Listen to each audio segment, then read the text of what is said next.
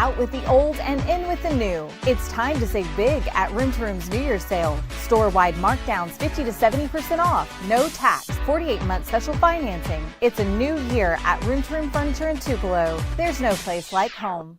At First Choice Bank, we know you can't always make it before the bank closes. With our integrated teller, you can talk to a live person as late as 7 p.m. on weekdays and noon on Saturdays. It's not just an ATM, it's an ITM. First Choice Bank, your choice for banking. Mississippi's trusted weather experts. This is Mississippi Live Weather at 6. Hello, the Chief Meteorologist Matt Lawpon alongside our meteorologist Gabe Maynard. Thank you so much for joining us for Mississippi Live Weather at 6 on this Thursday. A cold week that gets colder into the weekend, and as dangerous cold returns, we have to plan accordingly because unfortunately this bitter cold will probably be every bit as cold as what we had earlier this week. And considering so many Mississippians don't have power, if you are one of those folks tonight, be making your plans on where else you might go. Because I know we have some folks that have options to go someplace else. Now we need to be making those plans. Some flakes are possible with this next system, but impacts are not expected to be significant. And we'll tell you who are the some that those refer to. But overnight, as you can see here on our hour forecast, 37 at 7, we're 32 by 10. Here is a little bit of moisture. And as we referenced, the possibility for a couple of isolated flakes possible. But again, very little moisture for anything to work off of.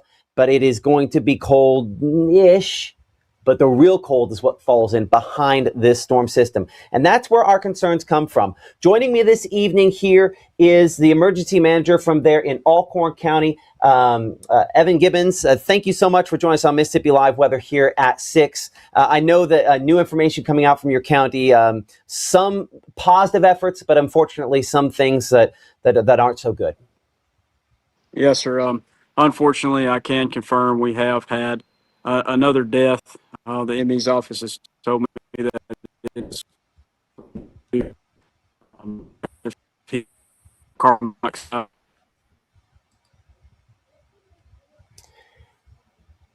Hey, Evan, I think I lost you. His cell phone signal was starting to go down a minute ago, and I don't know if we ended up losing him there. But you heard for a moment, he was able to confirm, unfortunately, another death in the Alcorn County area. We're going to give him a second to see if that comes back. His cell phone signal was getting kind of low, so I think that might have lost him there.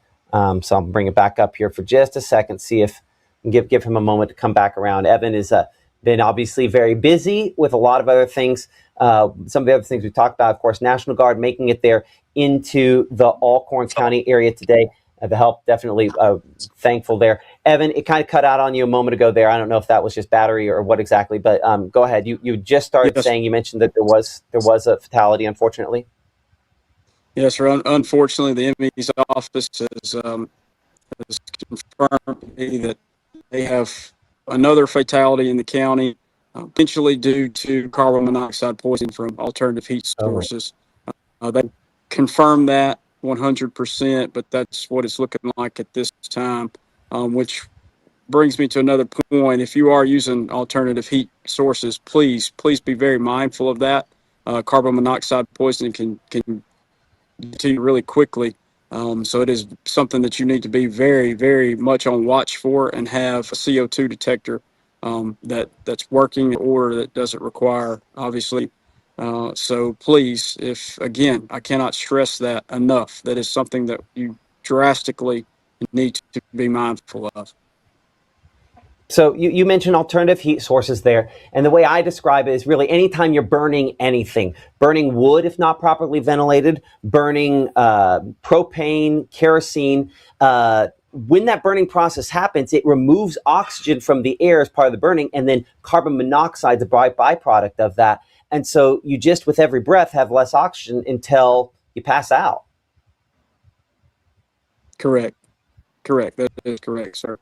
I do have some positive news. We have had more resources arrive. State resources have come in.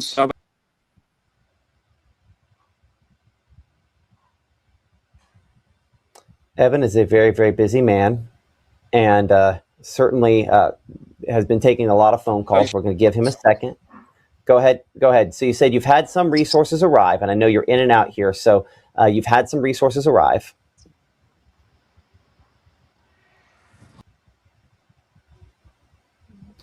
Man, I'm Can you hear me? sorry. I'm sorry, sir. I have multiple phone calls, so that's my apologies there. So I'll be Hey, very you know what? brief. Yeah, go for it. We have had resources come in. We've got water, we've got food here. We're working on getting those pushed out to the community right now at this time. I do still have around 100 individuals sheltered. We're working on getting those back rehomed as their power comes back home. I do have medical staff on site now to deal with our medical needs residents. So we do have some things, on the better side of Alcorn County. Absolutely. I mean, that those are all positive things. Do we think that do we have people are still trapped in their homes, or do we think we've got to the point where everyone we need to try to get to that wants to get out has that opportunity? We are still working on clearing debris to gain entry for driveways and things. As far as individuals trapped in immediate danger, unless they've not been reported to us, I do not have any knowledge of those situations at this time. Good. That's great to hear. Anything else you want to add? Not at the moment, sir. Appreciate you and everything y'all's team does for us in North Mississippi. And if I can just still relay a message to Mississippi and all of our Alcorn County residents, hang in there. Every day is a step closer to getting back to normal. It really is. And thank you and your entire staff up there, and just the men and women, the linemen, the police force, and now, of course, the National Guard and all the folks for continuing to help out. We appreciate them so much. Evan Gibbons is the emergency manager there up in Alcorn County. Thank you so much for joining us here on Mississippi Live. Let us know if you have anything else to report. We appreciate it. Again, as we resume our broadcast here in the Room Through Weather Center, unfortunately, recapping one of the things that Evan mentioned a moment ago there, he can confirm now one additional fatality due to what they don't 100% know, but they feel fairly confident is carbon monoxide poisoning. And that would happen as a person's trying to heat their home with something other than the main heat source it probably came with. And the carbon monoxide is a gas that occurs as a byproduct of burning something. And it is a colorless, odorless gas that, essentially you get a headache from. You start to feel kind of sick. We were described last week by the folks at IMPC as you have the flu, but you don't have a fever. And unfortunately, that fatality has occurred. So that would take our statewide total up to 15 fatalities at this point here. So sad to hear that. And hopefully that number doesn't go up because cold weather advisories in effect for all locations. And we do have what are called the extreme cold warnings. Those are in effect for most locations as we look into this weekend. You might ask, well, why not up here north? Still waiting on the Weather Service Memphis on the way this works out. They have different criteria for different locations and different warnings, but the takeaway should be temperatures are going to be very, very cold and dangerously cold this upcoming weekend, so we have to plan accordingly. So while we have this big red line coming in here, a warm front trying to settle in, this is associated with a quick-moving storm system. Now, behind this storm system is just a ton of cold air that this is going to tap into. Tomorrow's the day of transition. We're mild-ish in the morning, probably upper 20s to maybe mid-20s for morning lows. So about as warm as we've been for low temperatures all week long. But the cold air is not far behind it, and it is pouring in behind this system. And as you can see, just looking at the arrows there, there's tons of those coming out of the north. And as that cold spills on in, we're going to be talking about teens for lows and probably below zero wind chills by early morning on your Saturday, perhaps also for Sunday as well. So over the course of the next 24 hours from 28 in the morning, a limited chance for a couple of flakes for early tomorrow, maybe just a little bit of drizzle out there, not a lot of meaningful moisture with this. Quick moving system there, not expecting significant impacts from it, hopefully, as there's just not a ton of moisture to work off of. Gabe and I'll talk about more here in a minute. We're 32 by 9 a.m., 39 by noon, and 40 for the high. But look how quickly things drop. Our morning temperature only down to 28, but by 9 p.m. tomorrow, we're down to 24 as those temperatures really plummet into the evening and overnight time period. We will look at just how cold those wind chills get throughout the whole weekend so you can plan accordingly. But I think the reality we need to address right now and here is this. Things have melted a little bit the last couple of days. As you heard Evan mention a moment ago, Evan Gibbons, the emergency manager there in Alcorn County, that everybody who has reached out to be helped out to get wherever their location is, they've been able to get to and bring out. So if you make the assessment and you look at these temperatures here in a minute and you say, that's too cold for me, before we have another fatality situation on our hands, let's be calling the proper people to help us get out. More on how far that temperature drops as Mississippi Live Weather continues here from the Room to Room Weather Center right after this.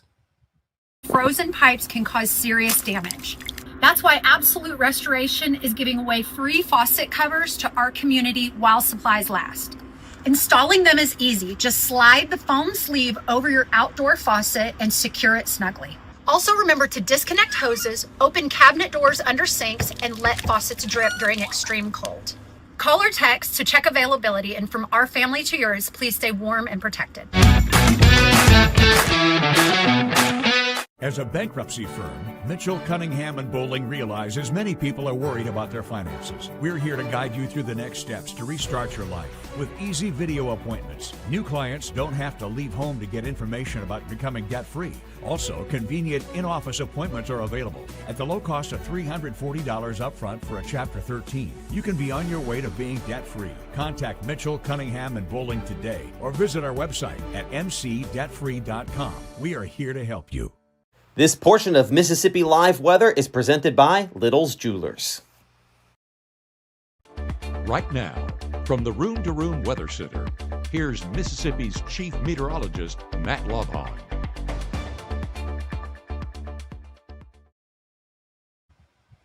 Some amazing weather pictures coming in from our weather watchers across North Mississippi. You're watching Mississippi Live Weather. I'm Chief Meteorologist Matt Lovehon. Current time is right around 6:12 p.m.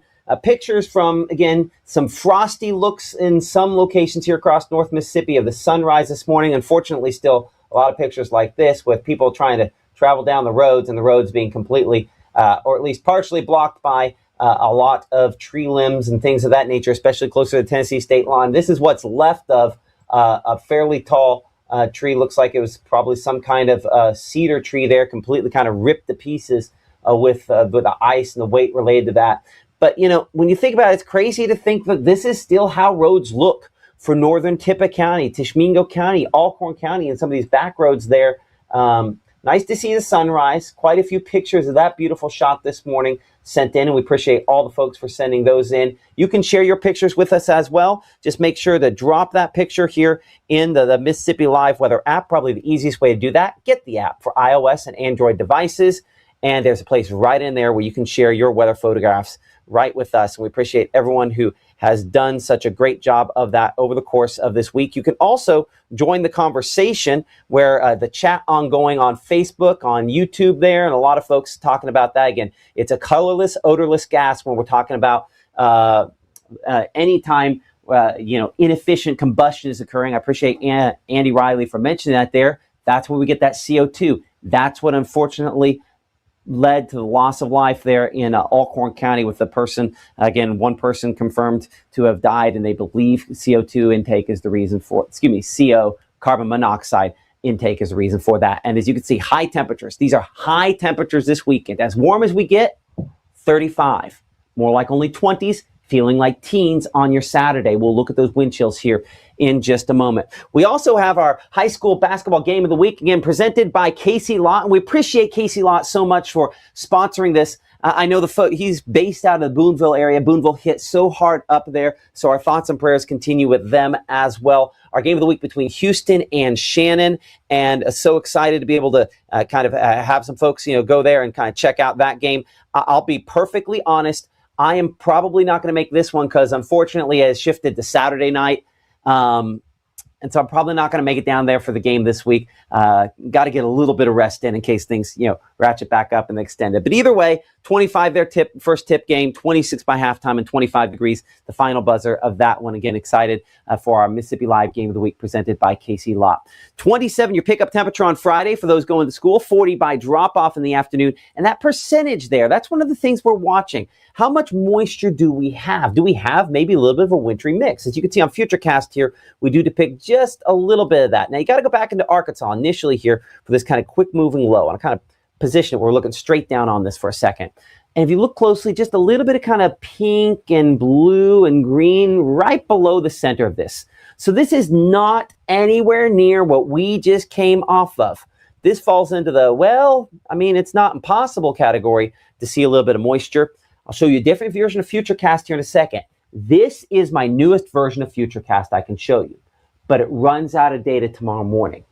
The HRRR, which you see above my head, that runs each hour of the day, but 4 times a day at noontime, 6 p.m., midnight, and 6 a.m. It runs longer. That's what we're going to show you in a second, and that has more precipitation on it. But I think you can see the trend, as we showed you that a second ago, didn't have much on it. The trend is downward on precip. It's still, looking at temperatures, upper 20s. This is not warm if you still don't have power out here in Grenada or Greenwood or Water Valley and Oxford. We'll look at some of those power outages here in a minute, but they still remain pretty substantial. 25 in Bruce, 25 in Houston there, and 27 Starkville, Columbus, 28 degrees in Amory for those low temperatures tomorrow morning. See how this has way more in the way of blue and green on there? This is that change I was talking about. We go from the newest high resolution projection that runs out of data in the morning, and we pick it up with kind of the newest longer range that was actually from noontime today. So 6 hours newer, the trend has been down on precip, but not impossible maybe to have a couple of flakes with this as it comes in. This is not going to cause any significant travel disruptions out there for tomorrow. If you see it, it's like, is that what I'm looking at? And the answer is, yeah, that's what you're looking at. This is nowhere near what we just went through. As we progress throughout your Friday, northerly winds. See these pick up behind this? Those northerly winds, very cold air behind it, and that's what gets those temperatures down into the teens for lows and below 0 for wind chills. But for your Friday, high temperatures, notice cooler up here. South Haven, we show about 32, 33 Tunica, 37 Oxford, 42 for Bruce, as well as Starkville, and 43 degrees in the Louisville area. That's closer to our normal, but still significantly below it. As we head into Friday night, again, those north winds continue to drag in the cool air, cold air, and maybe 1 or 2 little flakes, not an impossibility on this cloud cover as it settles into through the area. But as you'll note here on our HRRR model, less in the way of those. But right there, couple little flakes, not an impossibility. Tishomingo County, back there closer to the Alabama state line with this. Now, I think there's just not a lot of moisture to work with. So we're going to wring out the last few of those flakes if we're able to see anything out of this at all. This is the real story. Actual low temperatures on Saturday morning in the teens. I mean, this is why we're saying if you live in some of these affected areas where you don't have power, Grenada, Greenwood, Water Valley has gotten better in town, but Yalobusha County in the county is a different story. That's coming along, but it's a slow process. Lafayette County, Union County, Pontotoc, Marshall, Benton, Tippah, Alcorn, Prentice, Tishomingo. The reason I took the time to point out and specifically say all of these counties, teens for lows, and then high temperatures on Saturday, they're only probably in the lower 20s. That could be killer cold, especially if you're heating with an alternative heat source. And in many cases, that probably is okay. But if that's not properly vented to the outside, that could be a killer. Wind chill temperatures are below 0 here for, half of the area. What it feels like to exposed skin is going to be down to -1 there in Water Valley, -3 in Oxford, -3 in New Albany. So with temperatures this cold, there are a lot of warming shelters that have been established here across North Mississippi. Gabe, if you could grab the Storm Chasers link and we'll throw that into the chat there so people have that. The North Mississippi Storm Chasers have been keeping a pretty comprehensive list of the warming shelters across North Mississippi. In some cases, like Tippah County, those have been converted over to Red Cross shelters. But strongly consider going to one of those because, again, morning low Saturday morning in the teens, wind chills below 0, and then high temperatures Saturday that are going to be probably only lower 20s. That is cold enough that it would make sense to be someplace warmer. And if you don't want to go to warming shelter, find a friend, a family member, and try to spend both Friday night and Saturday night there until this extreme cold passes. Saturday, again, north winds continue, maybe squeezing out a rogue flake, but mostly dry conditions here. Our hybrid strike model has a little less cloud cover here once we go into the afternoon, but you'll notice really nothing much in the way of precipitation. But see these arrows all strong from the north and west. That is that strong wind that will keep the wind chills cold. and continue bringing in colder and colder air as we go throughout the day. So high temperatures, we're only 24 there in South Haven, Senatobia 25 there in Tunica, 25 in Clarksdale. It's 28 Grenada and Eupora, and 26 degrees in Tupelo, 28 in Amory, well below the 55 we should be for this time of year. And afternoon wind chill temperatures, single digits up here. Boonville, Corinth, Iuka, Red Bay. Be praying for those folks still trying to get the power on. This is brutal to try to do that. It's been rough conditions most of this week, but this is going to be really, really cold on Saturday for everybody involved, including any of us to try to go out and about and do anything. And low temperatures, back down there again, single digits we show for Holly Springs, Senatobia, South Haven, back to Tunica, 11 there in Oxford, 10 in Water Valley, and 11 in Grenada. So both of these weekend mornings, cold enough that we could have fatalities if people don't respect it. Either they don't have an alternative heat source and they're just trying to tough it out in this cold. This is as extreme, if not colder, than what we just came off of earlier this week. And then if they are toughing it out and they have an alternative heat source, just make sure it's properly vented to the outside, because we do believe we've had at least one carbon monoxide death.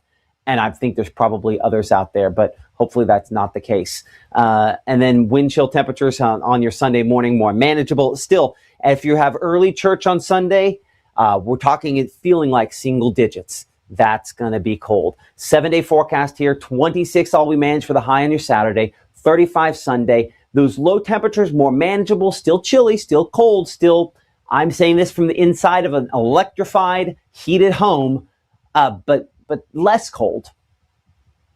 This is high danger.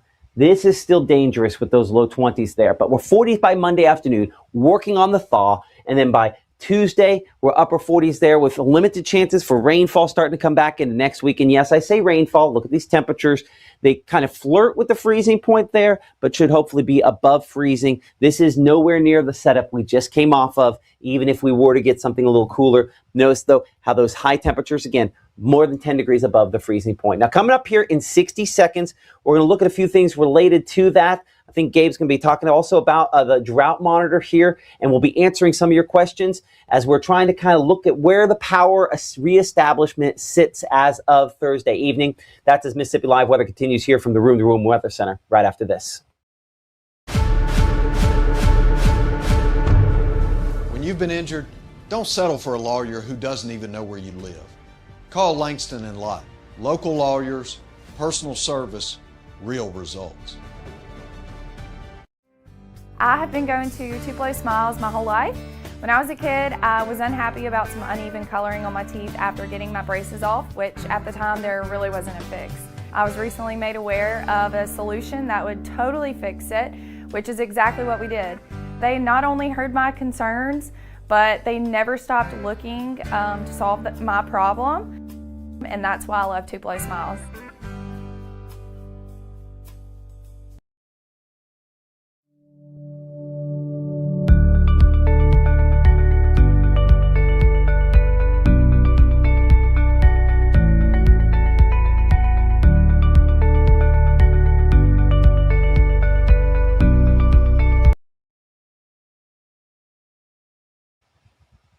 We've talked a lot about some parts here in North Mississippi and West Mississippi continuing to see the number of power outages decrease, but they remain still very significant. Everything red on this map here is at least 50% of these counties without power still at this time. So unfortunately, that is a very high number for many of you that would typically watch us that might be displaced from this. I know you have questions about the updates on that. And again, talking again to these emergency managers, it is a slow and steady process, but I still believe that many folks, we're talking still weeks before things are reestablished. I think a good example of that, you start looking at some of the hardest hit locations, like up here in Alcorn County. Alcorn County Electric still showing 8,700 members without power, and that entire map behind me is an example of all those. Another hard hit area, Lafayette County.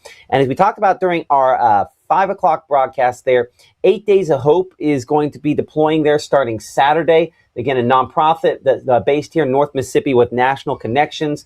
They will be working to help the recovery efforts in the Lafayette County area. And when you look at this map here, a lot of these are individual outages. And so each one of these requires someone coming, making and just doing all the things it takes to get the power back on, from getting tree branches out of where they need to go so that they can get a clear run, sometimes having to rerun some of the wires. We established it at the weatherhead at the top. So there's just so many things that they have to do, and that takes time.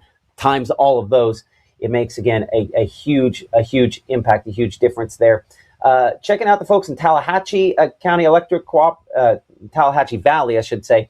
Map not loading. We're still showing about 16,000 members, I should say, without power on 740 individual outages. So just very substantial numbers there. Tippah County Electric still looking at 11,000 customers without power there, at least as of the latest update coming in here. Still very large numbers of power outages there. We do show in Prentice County, we're down now to about 2,400, which is a substantial improvement percentage-wise there. Tishomingo County, and that number for specifically Tishomingo County. And the reason I go to these electric cooperative sites is you can see a couple of things here. You can also see, again, the trend over time. Again, when that TVA line was reconnected there, a sharp drop-off for all the folks that had already kind of seen the drop-off, and now things again getting better, but it's a very slow process on the reconnections. For the folks throughout the Delta here, Entergy serves so many of you. Greenville, again, a lot of folks, Greenwood, I should say, still a lot of folks without power there.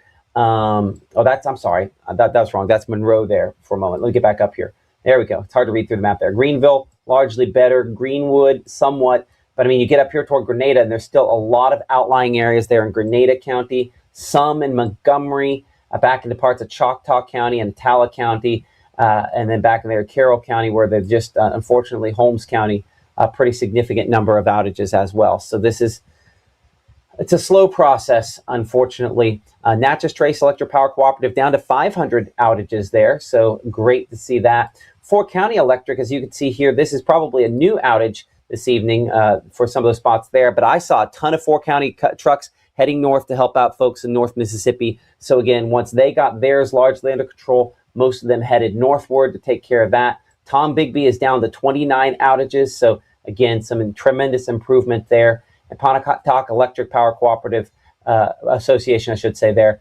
Again, fairly large number at 4,900, but they hit very, very hard. So some folks have seen massive improvements. Others, it's more measured. All are working extremely hard. And Gabe, none of them want to see anything else that could be tricky coming down the pipeline here. I see that you have some blue stuff on your map there, talking about that kind of, I guess, overnight chance as far as tonight and tomorrow is concerned. Unimpressed? Unimpressed, for sure, and definitely trending in the right direction, but we'll assess this in a little bit more detail here in the Room to Room Weather Center. What I have right here is basically a look at one of our forecast models, our short-range forecast models. We call it the NAM 3K, and that's one of our high-resolution models that we can showcase as well. So as we populate this in, of course, this is the last look at the last couple of model runs from the 11Z hour, which is around 5 a.m. And as you can see, that first model run on the 28th was definitely a little bit higher on that confidence. As we track those trends over time, you can see how, yes, there is still some moisture there, but the positioning of it all over the place. And even then, I mean, the latest model run continuing to show practically nothing.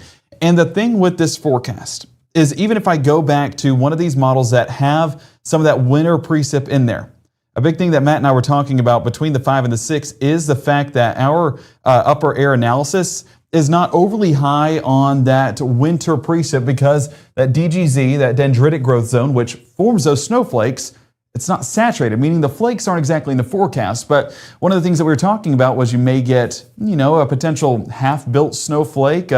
Matt called it a snowflake, if that is applicable. But as that kind of works its way down into the atmosphere, we do have a saturated sounding down beneath, but still a very dry atmosphere that it's battling as it heads through the entire upper air. So once it reaches the surface, is there even enough saturated air for it to stick around? That's one of the questions getting into this forecast, and we're hopeful that that continues to be no in our answer. Even if we take a look at our HRRR model, we're going to take this run by run as well. This is a look at the 28th around 12Z, specifically looking at 6 a.m. on our Friday. If you watch these trends over time, you can see how it did start to mix in some of these flakes into the forecast, but once we got into these latest model runs, you can see non-existent. This is up to the latest hour on the, let me check and make sure at the top of the page. Yeah, we're on the 29th at 22Z. So this is, again, that shorter range that it covers, but still gives you that latest outlook on that detail. And Matt, one of the things that we're seeing on this latest trend, I mean, even if we take it back just a couple, like, yes, there's some snow. And this is the 18Z model that we were looking at just a moment ago. If we update that on the 22Z, nothing there. So confidence decreasing in some of those flakes. We do think that a few are possible, but impactful, no. Dusting, even those chances looking very minimal.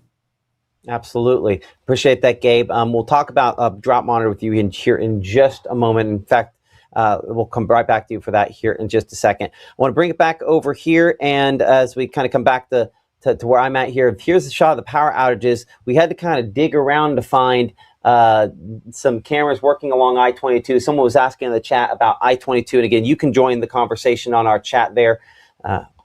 As I'll kind of transition that back behind me. But traffic in some cases moving somewhat, but we do show, again, the I-22 at Red Banks here, according to the Mississippi Department of Transportation site, and that's what we're looking at here and showing you, does show that it is at this point, road is blocked and closed, at least at that point there in both directions. It does look on this like perhaps the eastbound lanes are in better shape, but that does look like a fairly substantial block of, road closure there along I-22, still showing up there from basically the first Holly Springs exit if you're heading back northwest, up closer to still the Victoria exit.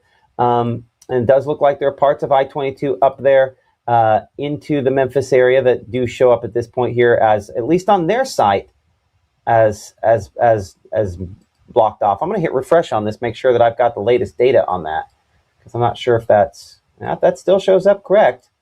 So despite the fact that it looks like there's some spots there where travel could be occurring, I think probably just trying to make sure it stays clear. The reason why they are describing as that. Gabe, go ahead and take over links for a second here so that you can pull up. Actually, I'll pull it up for you. I'll pull up the look at the drought monitor, which came out today. You might say, okay, we've had some moisture, and moisture does help, even if it's snowfall, for the drought conditions. But Gabe, kind of looking at this here, it has been. Oh, do I need to head over there to the Weather Center?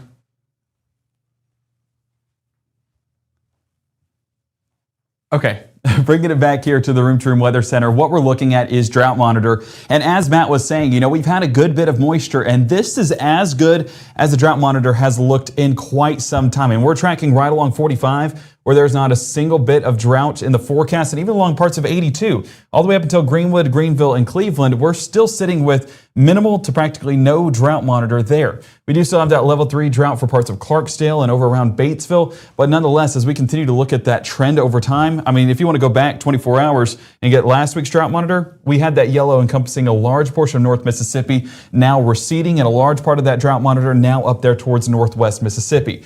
Now, one of the things that Matt and I were talking about, is ice that's still on the ground in the forecast. And while it's not ideal at any point, we do not want ice in the forecast. What it will do is, as it melts over time, add some of that moisture to the ground and to the soil that may perhaps take away some of that level 3 drought in Clarksdale, maybe even that level 1 drought across the Tennessee state line. And so drought monitor, we expect to recede just a bit as that ice melts and some of that snow clears from the ground. And hopefully that's sooner rather than later. But as that kind of disperses over time, that'll kind of take away these drought conditions. So Matt, it's not a positive to have snow on the ground or ice on the ground at any point. But the good thing is that it will take away drought. No, and we don't want it at all, especially with the lives that are being lost, the lives that are impacted along I-22 and I-55. We do not want that at any point in our lives, and hopefully it's a long, long time before we experience it again. But with all the moisture in the forecast has taken away some of those drought conditions, and with some of that melting that we're hoping takes place very soon and very quickly, we'll take away some of these conditions as well. Absolutely. If you would like to support us here, Mississippi Live Weather, we appreciate that. We're, of course, watching your comments there in the background. One of the best ways to probably do that is to pick up the Mississippi Live Weather app. It's free and available for all of those different devices there. For iOS, below me, you can see that QR code, and below Gabe over there, you can see that one as well. We've been trying to keep you updated as things continue to progress with power restoration, in some cases rescues, and unfortunately with the fatality count, which now stands at 15 from this winter weather system, we hope that number doesn't go higher. And with a cold weekend on the way, it remains a possibility that it could. So I want to go back and rehash one part of this forecast one more time here, and that is the fact that temperatures remain extremely cold this upcoming weekend. Look at low temperatures for tomorrow night, as you can see there behind Gabe, and I'll bring it again behind me here, expected to be down there into the teens and practically single digits for some spots. I mean, come on, we're looking at 11 there, Water Valley and Bruce, 13 for Houston. This remains extremely cold for what we typically expect for this time of the year. And considering so many people are still without power, it remains dangerous cold. And wind chill temperatures will probably be below zero for most locations, if not, at best case scenario, maybe approaching the 0 degree point, as if any of us would say best with that. So this is dangerous cold. Plan accordingly. Make sure you know where you will shelter, because if you just leave this to chance, it could end very, very badly, because low temperatures early morning on Sunday are probably once again going to be in the low teens and upper single digits. So like Pitter Pat there on YouTube is saying, be safe, be kind, pray for each other, and check on your people. Check on the elderly in particular. Hopefully we've already done that over the course of this week, but those that have been without power all week long, you might try to convince them, hey, it might be a good idea to come over to our place just to try to keep everybody warm. I know that sometimes is a very, very difficult thing to try to convince people to do, but certainly we want to be smart and as safe as we can. Our next live broadcast is going to be coming up at 10 p.m. tonight. Our meteorologist, Gabe Maynard, he's going to be updating you on the latest on where and how that precipitation chance, those chances for maybe a few flakes, how that's evolving. We've seen the trend downward. Does the trend continue? You'll have the very latest updates on that at 10 p.m. tonight. Our meteorologist, Maggie McCauley, will be looking at things tomorrow morning. You can always check her updates out every day, Monday through Friday, at starting at 6:30 a.m. So she'll be on with any issues with that on Mama Justice Doppler Radar, 6:30, 7:30 a.m. here in the Room to Room Weather Center. So check her out for the very latest. Always a good time. One of the sweetest people we ever meet, and does a great job for us talking about weather. She's going to be freezing up there in Senatobia, as it's been the case, colder in the northwest part of the state all week long in Tate County. We appreciate her for braving that cold air as she has. We'll see you come up tonight at 10.